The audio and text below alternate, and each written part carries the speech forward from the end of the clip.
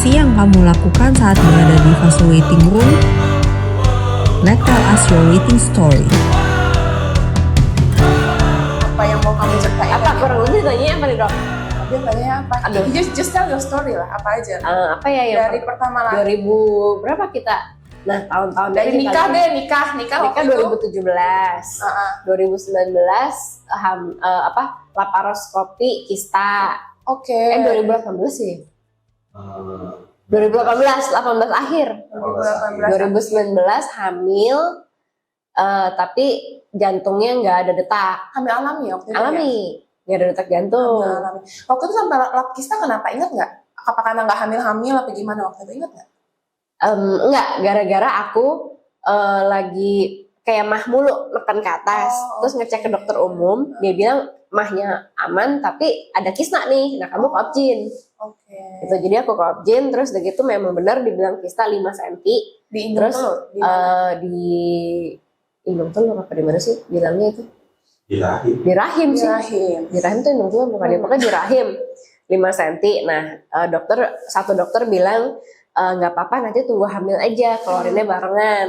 Tapi kita ke opsi dokter satunya lagi, disuruh keluarin. Kenapa? Karena 5 cm udah gede, nggak mungkin mengecil. Dan justru sebelum saya hamil, mendingan dikeluarin karena takutnya kalau misalkan dia udah gede gitu, ntar kalau hamil malah takutnya ganggu si baby. Jadi ya kata dia ngapain penyakit dipelihara, keluarin lah gitu. Akhirnya udah laparoskopi, habis laparoskopi hamil tuh baru. Hamil alami 3 bulan setelahnya kali, cepet deh, nggak terlalu lama, 3 bulan hamil tapi nggak ada detak jantung, jadi minggu ke 8 kali ya dikeluarin. Minggu ke 10 ditunggu deh, kita tunggu lagi sampai 10 minggu nggak ada, akhirnya kuret abis itu 6 bulan kemudian hamil alami lagi. Hamil alami lagi, terus begitu. Nah tapi di week ke 10 juga ketahuan ada meningokel. Terus ke-12 ya, week ke-12 diterminasi. Gitu. Jadi udah berbentuk baby tuh dok. Udah ini kan soalnya udah. Iya. 2020 iya, jadi dalam satu, karena kan beda cuma 3 bulan kan cepet sebenarnya hamil lagi. Itu 14 minggu diterminasi. Terus nah sejak itu baru tuh nggak hamil karena datang bulannya tipis banget, dikit banget ya waktu aku ngomong. Nah, akhirnya temenku yang bilangin, temen gue nih suka akupuntur di sini katanya. Coba deh lu di sini karena temen gue juga promil gitu. Oh ya udah akhirnya kan baru akupuntur di sini itu dok. Gimana perasaanmu waktu hamil terus gugur, nggak lama hamil lagi kan sebenarnya, terus ternyata nggak bisa dilanjutin terminasinya, perasaanmu gimana waktu itu? Ya begitu, campur aduk gimana? Campur aduk ya, kayak ya sedihnya ada, kesalnya ada, ya maksudnya kayak ya ilah Tuhan nih ngapain sih gitu, mikirnya kayak dikasih dibuang lagi, dikasih diambil lagi, gimana sih gitu. Terus sebenarnya di terminasi itu tuh aku jadi mikir, aduh apa jangan-jangan ada perasaan dosa gak ya? Kan inget gak sih sampai sekarang? Ya inget lah, maksudnya inget cuman udah nggak sesedih dulu ya. Kalau dulu inget masih suka nangis, kalau sekarang ya udah nggak. Cuman mikir-mikir, kayak waktu itu pokoknya sempet yang sejak lama udah nggak hamil aja mikir lagi, waduh apa jangan-jangan gara-gara waktu itu kita berbuat salah sampai kayak dalam tanda kutip hukumannya begini nih gitu. Jadi kita udah Tuhan ampuni kita deh gitu-gitu, pokoknya udah segala doa udah kita panjatin lah segala lah gitu. Akhirnya ya hamil ya ini. Program. Program juga kan kita program.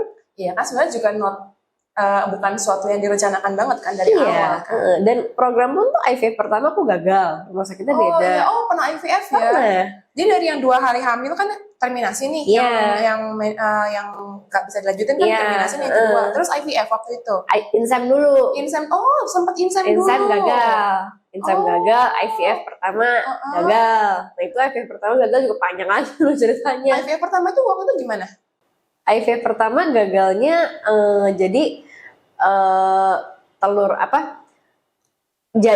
gimana ya, embrionya ada yang bagus, kalau nggak salah 2 deh.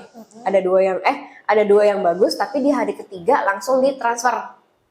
Transfer hari ketiga. Fresh jadinya. Nah satu good, satu lagi yang di bawahnya good average ya. Nah itu doang dimasukin. Nah yang lainnya udah nggak ada. Jadi tapi yang 2 itu pun nggak jadi. Transfer dua-duanya. Transfer waktu itu dua-duanya. fresh, day 3. Dokternya sarannya dua-duanya kita nggak ngerti. Ya udah ikutin dokter aja. Dua-duanya fresh ditransfer. Gagal dua-duanya. Tapi kita udah nggak punya simpanan embrio lain yang bagus lagi. Jadi yang embrio lainnya pun udah jelek. Jadi udah gagal. Oke, berarti pernah hamil alami terus hamil alaminya 2 kali ya? 2 kali. Ya, hamil alami 2 kali, terus insem sekali, nggak jadi juga, terus ya IVF juga belum jadi juga waktu itu ya. 4 kali percobaan lah ya bisa dibilang ya. Gimana perasaanmu? Ya begitu dah. Nah, pokoknya kalau sekarang ditanya gimana dulunya, cuma bilang ya kalau bisa jalanin satu hari. Kalau sekarang kita mikir juga kok bisa ya gitu. Ya saat itu jalanin aja satu-satu. Kan aku kan orangnya tuh planning banget dok. Jadi aku tuh modelnya kayak demen pikir panjang. Sedangkan suamiku modelnya udahlah jalanin satu-satu. Iya belajar juga, harus belajar. Lu jangan terlalu segalanya lu pikir, ya udahlah biar Tuhan aja yang pikir, lu yang jalanin aja gitu. Jadi ya day by day, satu hari, ya lewat juga gitu. Berat nggak sih, kamu kan sebagai orang yang pemikir kan, terplanning kan, berat nggak sih menyerahkan semuanya ke Tuhan, surrender itu berat. Ya berat, cuman maksudnya harus, tapi aku sadar sendiri kayak wah ini nih memang waktunya nih gue untuk belajar. Karena kalau nggak memang aku tahu kayak semuanya yang kita yang pegang kontrol, padahal sebenarnya kan Tuhan yang pegang kontrol gitu.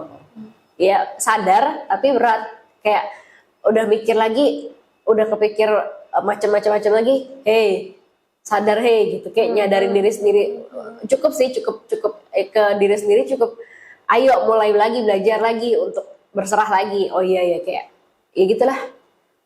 Gitu sih. Siapa sistem support terbesar kamu? Suami. Suami. Boleh dipanggil dong Pak suaminya dong. Abis kayak gitu kan dipanggil. Iya kita perkenalan. By the way kita udah mulai tau dari tadi. Oh iya. Oke, terus berarti setelah itu kan kita baru ketemu ya waktu itu ya. Kita ketemu, waktu itu kan aku ingat deh rencananya bukan promil kan awalnya. Enggak, Iya. gara-gara cuman benerin datang bulan aku biar lancar. Ya, karena waktu itu siklus mensnya malah sempat berhenti ya. Iya berhenti tuh segitu. Pokoknya sebenarnya terus dok sebulan. Cuman tipis banget kayak orang kayak flek doang. Setiap kali dapat begitu. Berapa lama waktu itu begitu ya? Dari sejak yang aku terakhir itu tuh kuret. Terminasi yang terakhir. 2 tahun berarti. 2 tahun? Kan dari situ ya. ke hamil lagi itu kan kurang lebih 2 tahunan. Oke. Gitu, jadi tipis banget. Gitu. Tapi di dokter terakhir tuh yang aku IVF yang berhasil ini sempet di histeroskopi ya. Nah, untuk dilihat ada pelengketan nggak? Karena aku udah pernah kuret 2 kali. Karena kan determinasi kan juga dibersihin. Betul. Di ini lagi dilihat ada pelengketannya, ternyata ada. Nah, sejak itu abis histeroskopi kan dia bilang udah natural aja, nggak usah pakai obat apa-apa. Kita lihat setelah mens berikutnya baru balik lagi ke dokter. Nah itu mensnya langsung deres. Jadi sampai kaget, ya ampun udah 2 tahun sampai itu aku sampai nangis karena iya baru mens loh dok, belum hamil. Gitu udah kayak ya ampun aku nggak pernah nih udah kayak gini udah selama itu. Baru tuh deres. Jadi ternyata mungkin emang bener karena ada pelengketan. Padahal sebenarnya si dokternya bilang pelengketannya sedikit. Gitu, tapi ternyata lumayan ngefek di situ. Gitu sih. Kamu ingat nggak waktu itu ceritanya gimana dari yang datang ke sini sebenarnya untuk memperbaiki siklus mens, terus sampai akhirnya bisa mulai steam lagi? Waktu itu ingat nggak gimana? Kayak dokter yang ini deh, yang kasih ini. Ayo, aku kan awalnya masih malas. Aduh dok, masih malas ke dokter. Masih malas ke objin maksudnya, masih malas ke objin karena kayak belum, aduh ntar gagal lagi, kayak kegagalan itu masih berasa gitu, kayak tergagal lagi. Tapi aku tahu suatu saat aku harus maju, cuman kayak belum siap nih, ntar nunggu. Tak akhirnya kan waktu itu dokter deh yang bilang, kamu jadi kapan mau ke objin? Iya nih dok, gimana? Ya udah akhirnya mulai lagi. Tapi pas mulai, sebenarnya banyak dok kejadiannya yang pas kan aku dulu itu kan pernah dibilang apa yang kalau cadangan sel telur dok? Ayam hanya rendah. Cadangan sel telurnya sedikit ya. Rendah. Terus udah gitu pas aku udah mulai untuk program yang kedua, dokter yang baru nih dia bilang saya USG kamu bukan USG apa tuh Transfi. transfi telurnya banyak kok, dia bilang gitu, nggak mungkin AHM kamu rendah. Terus aku bilang lah, ini ada buktinya dok, coba saya lihat hasil darahnya. Kita kasih lihat, nggak mungkin deh, coba tes lagi.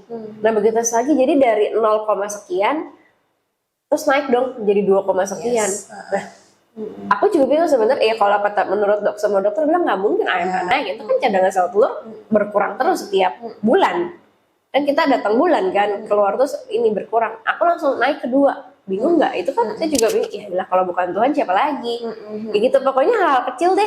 Saya mensnya deras nangis, AMH-nya naik nangis, padahal mah hamil juga belum. Nangis waktu AMH naik itu nangis juga. Iya, ya ampun, kan itu kan kadang kan kalau udah 0, udah dikejar-kejar untuk IVF berikutnya, sedangkan aku kayak belum siap lagi untuk IVF berikutnya gitu Umur berapa kan. kamu waktu itu ya? Udah lumayan sih, udah mau 35. Umur 35 ya? Waktu AMH-nya 0, itu Iya, 35? 35 ya? Gimana? Berkecamuk nggak sih? Nah itu. Gila, umur 35, AMH gue segini. Makanya terus kan gagal. Makanya sebenarnya awal-awal yang disuruh IVF pertama itu karena dokter udah ngeliat AMH aku udah 0, jadi akhirnya IVF udah kita gas. Gagal.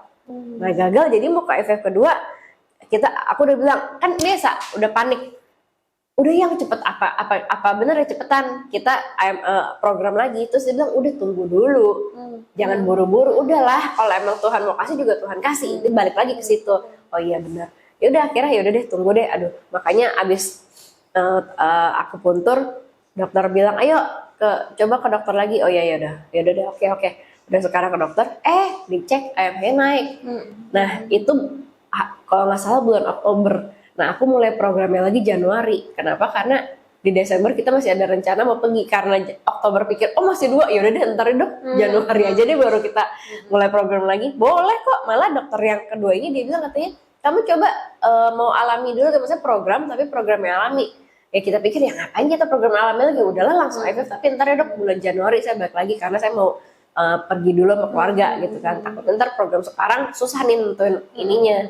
Oh ya udah boleh, ini masih aman banget kok. Tapi umur saya udah segini dok, nggak masalah umur gitu katanya. Ya udah, akhirnya Januari balik lagi ke dokter, baru tuh mulai program. Tapi mulai program sampai yang jadi ini. Itu pun lika-likunya banyak dok.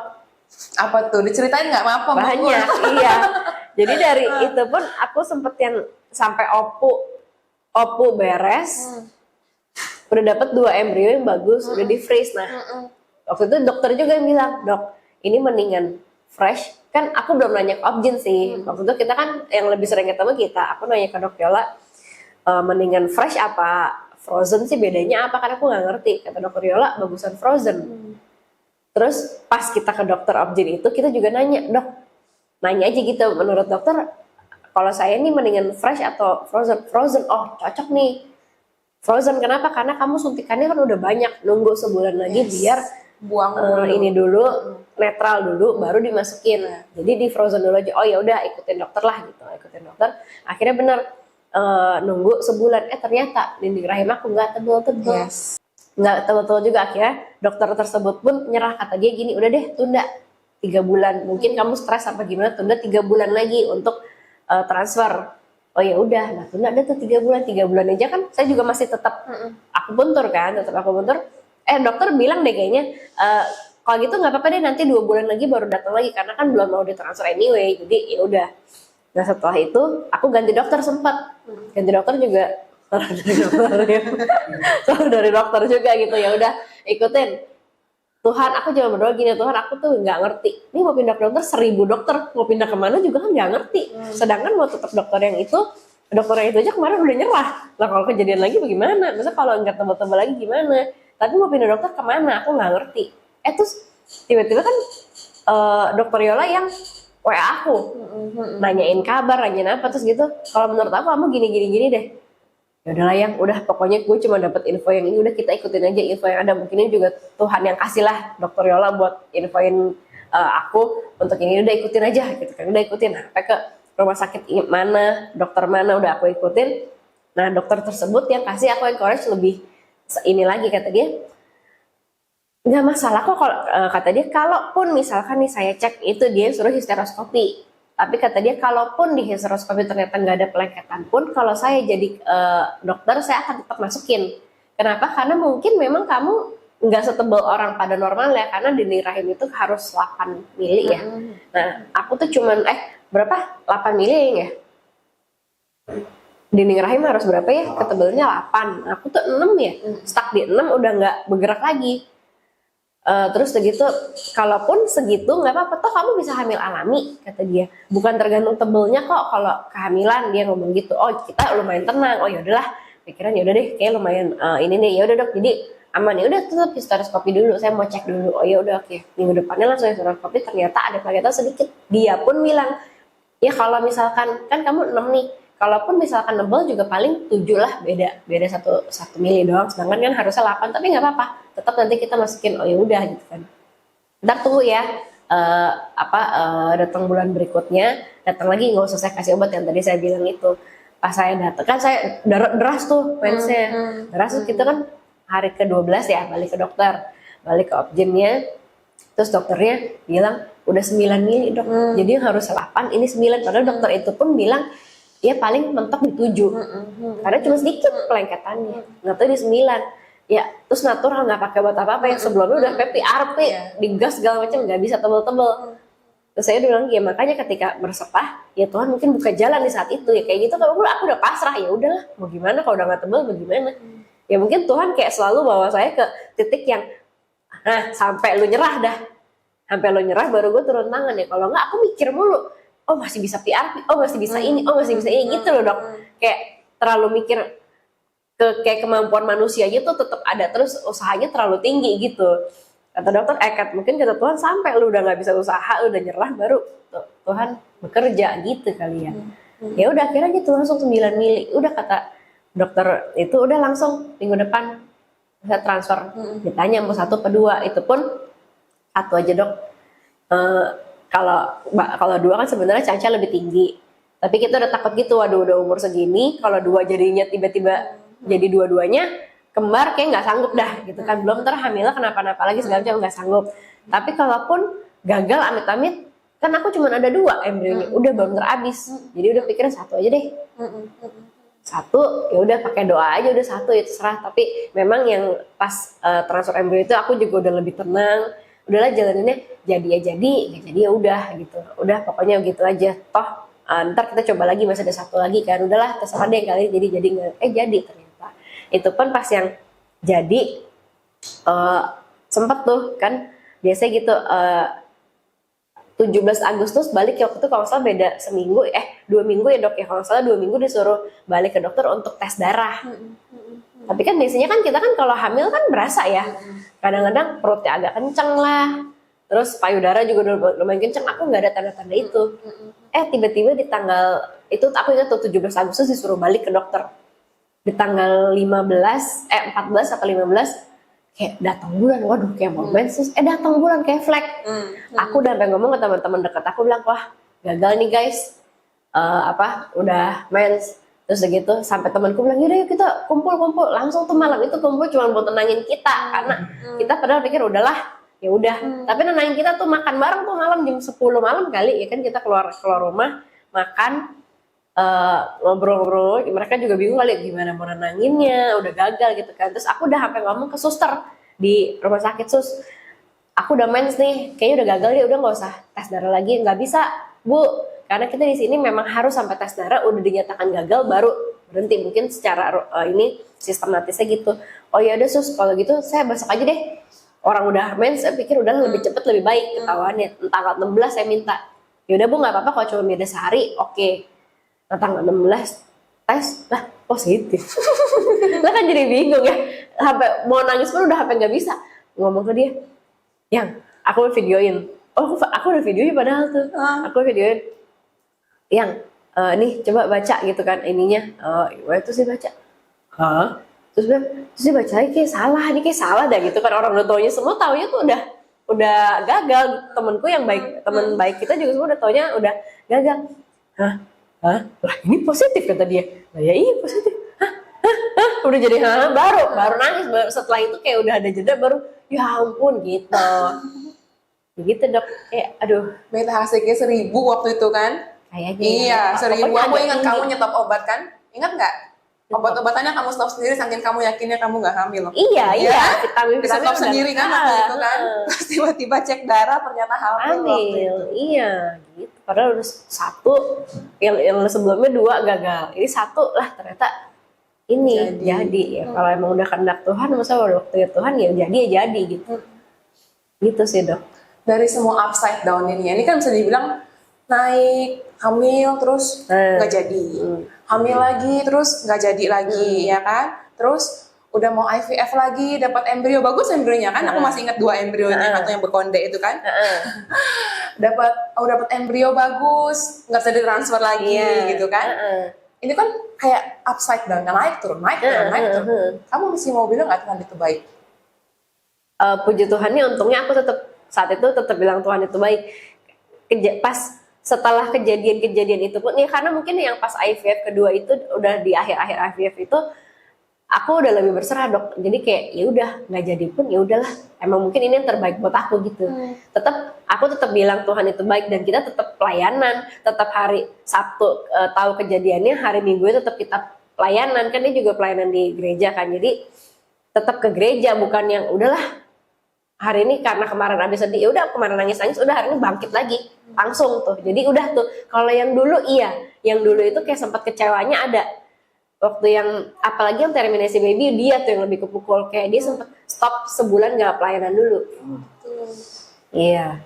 Kalau yang IVF kedua ini malah udah lebih udahlah. Pokoknya serahin ke Tuhan. Kalau nggak jadi pun memang udah yang terbaik, berarti jangan-jangan kalaupun jadi akunya kenapa-napa, kan lebih parah kan. Udahlah kalau emang udah yang terbaik. Jadi mungkin itu di situlah Tuhan buka jalan ya. Kayak akunya sih tetap bilang Tuhan baiklah pokoknya sampai akhir.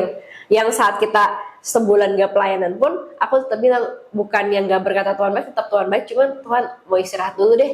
Sampai ya akhirnya ngomong ke temen dulu, jangan jadwalin gue dulu apa-apa. Aku juga bilang kayak IG pun aku udah stop tuh sebulan, gak main IG sama sekali. Karena ntar ngeliat IG, dia hamil lah, gue susah amat gitu.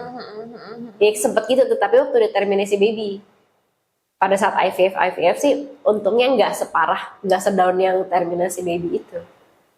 Gitu sih. Gimana cara kamu bangkit waktu kamu sempat kepahitan lah ya, let's say ya waktu itu ya, sakit hati? Ya ada kecewa lah, lebih kecewa gitu. Bangkitnya ya komunitas sih, karena kan kita teman-teman di sekelilingnya kan juga banyak teman yang dukung kan. Orang kita juga dari kecil tuh, apalagi dia dari kecil udah tumbuh di gereja keluarga itu, jadi ya support systemnya cukup baik lah gitu. Jadi yang kita ketemu orang-orangnya ya yang akan support kita, yang orang-orang gereja tersebut, sehingga mereka bilang ayo jalan-jalan, yuk apa. Jadi mereka mungkin hibur kita dengan cara yang nggak menyinggung soal anak lah apa segala macam, enggak gitu. Jadi ya gitulah. Apa titiknya akhirnya kamu ngerasa kayak nggak bisa nih begini terus nih, gue harus balik ke Tuhan nih? Itu sebenarnya sih aku nggak sampai yang bilang nggak harus akhirnya jadi nggak ke Tuhan, enggak. Cuman kecewa. Aku tetap berdoa loh dok. Jadi tetap berdoa, Tuhan aku ini lagi kecewa banget. Jadi kalau lu suruh gue pelayanan, aduh nggak dulu deh, gue stop dulu gitu kan. Tapi kalau dibilang kepahitan dan gue mau mundur dari Tuhan, enggak sih.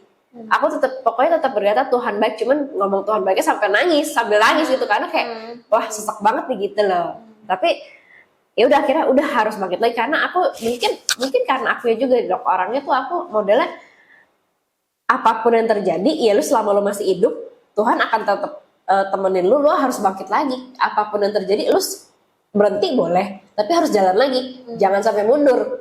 Aku selalu iniin diri aku begitu. Jadi oke, maju terus, jangan mundur, jangan nyerah, kayak gitu sih. Pak, ada yang mau disampaikan nggak Pak? Yuk Pak, sini sebentar lah Pak. Sini sebentar lah Pak. Apa sih sebenarnya Bapak rasain waktu ngeliat perjalanan isu yang panjang gitu? Ya sebenarnya sih kalau yang paling traumatis tuh sebenarnya pas kita mesti terminasi baby sih. Itu ngelihat dia kesakitan 24 jam, hampir 24 jam, dan itu kejadiannya itu 30 Desember. Jadi 31 Desember itu orang-orang lagi pada ngerayain makan malam di rumah bareng-bareng atau di restoran, kita di rumah sakit. Kita di rumah sakit, terus waktu itu masih COVID karena itu tahun 2020, terus kita nggak ada yang bisa nemenin, nggak ada yang bisa nyamperin, terus kita semua di rumah, terus sebenarnya babynya waktu keluar juga sebenarnya babynya selain itu semuanya all good, semua organ itu tuh kita kayak wah terpukul banget dan ngeliat itu kayak sebenarnya kayak mungkin trauma kayak apa perlu nggak sih kita sampai gini kalau emang gitu apa nggak usah punya sekalian gitu loh. Dan Dia sempat mikir gini yang kamu bilang, gue udah pelayanan segini banyak, terus segini dari kecil pelayanan terus, tapi kok begini gitu. iya. Bahkan sampai ada tuh di momen-momen itu tuh ya, ada beberapa kita kan punya beberapa karyawan lah gitu. Telepon kita nangis-nangis, hamil di luar nikah gitu kan, pengen kita toyo rasanya orang susah-susah, lu hamil luar nikah gampang banget gitu. Jadi makanya tuh momen-momen itu kita sensitif lah gitu. Nah abis itu ngelewatin, bahkan sebenarnya waktu kita mau mulai lagi itu tuh bener-bener kayak ya udah deh kan kita IVF tuh yang pertama itu bahkan insem dulu, terus insem inilah maksudnya ya udah nggak gagal. Itu kita insem IVF pertama dan kedua semuanya beda rumah sakit tuh. Bahkan di IVF yang pertama itu waktu kita tahu gagal tuh ya agak breakdown juga sih karena kan biayanya nggak murah. Terus prosesnya juga nggak gampang. Dia mesti nyuntik setiap hari nyuntik gitu. Terus waktu itu zaman COVID. Terus suntikannya mesti dibawa, mesti pakai cooler. Wah jadi kayaknya aduh ini painful banget, terus gagal. Waktu gagal terus dokternya gini, mumpung masih nih, lanjut lagi yuk. Aduh kita bilang dok, ntar dulu deh dok, kita belum siap uang, belum siap mental juga. Terus ya udah saya bilang ya udahlah kita stop, kita diem dulu. Terus akhirnya kita ini aja kita tuh tiap malam kita doa aja, kita doa segala macam. Mau ayam hanya berapa udah kita doa aja sampai waktu itu tuh sampai ada kayak beberapa teman encourage juga mau coba nggak di rumah sakit yang lain gitu. Oke kita coba. Terus saya bilang saya sih nggak masalah nyoba. Cuman saya bilang ke dia gini, lu mesti siap ya. Kalau yang ini gagal, lu nggak boleh breakdown kayak kemarin. Kalau kayak gitu nggak usah. Ya itu yang dia bilang itu dengan AF-nya berubah tinggi aja kita bilang tuh ya udah tuh ya Tuhan tolong nih ya udah. Jadi akhirnya kita bilang ya udah kita jalanin. Itu pun sebenarnya sampai hamil pun dia ini kan orangnya pemikir. Jadi lingkar perutnya kurang, pikiran dia tuh apa-apa juga kepikir gitu loh. Jadi saya bilang nggak boleh gitu. Maksudnya pokoknya gini, kalau Tuhan udah kasih, udah tenang aja sampai kelar pasti kasih gitu. Jadi nggak usah kayak aduh ntar begini. Ya dia tuh kadang-kadang dulu suntik aja kan, suntik tiap jam 9 malam. Itu lebih semenit dia bisa ngoceh gitu. Lebih semenit nih sebenarnya. Maksudnya bukan ngoceh kayak aduh udah lebih semenit. Waduh, ini problem kayak gitu saya bilang seluruh dunia nggak ada yang nyuntik on time dia bisa bilang orang lebih 5 menit, kurang 5 menit udahlah, kecuali lebih 2 jam ya oke. Ini lebih semenit udah aduh gimana kagak kenapa-nape. Saya bilang terus obat tetesnya aduh keluar dikit nih, kurang raya enggak kurang, udah tenang aja gitu. Ini orangnya pemikir banget gitu. Cuman saya bilang udah pokoknya dinikmatin aja perjalanan, kalau emang udah Tuhan kasih ya udah pokoknya percaya aja pasti dikasih yang terbaik gitu. Setelah proses yang panjang kita dikasih seorang baby yang cantik, yang lucu gitu, yang kita bisa banggakan gitu. Jadi berharap nanti Taya juga udah pas nonton ini udah pinter, udah udah jadi berkat buat banyak orang. Jadi udah udah membanggakan kita lah sebagai orang. Intinya semua karena Tuhan. Taya harus tahu sampai di dunia ini lewat perutnya mama, bukan karena kita berdua juga, bukan karena kebisaan dokter cuman perantara, tapi semua Tuhan yang menentukan. Jadi kalau Taya udah gede, Taya mesti jadi anak kebanggaannya Tuhan. Yang pertama harus selalu menjadi anak yang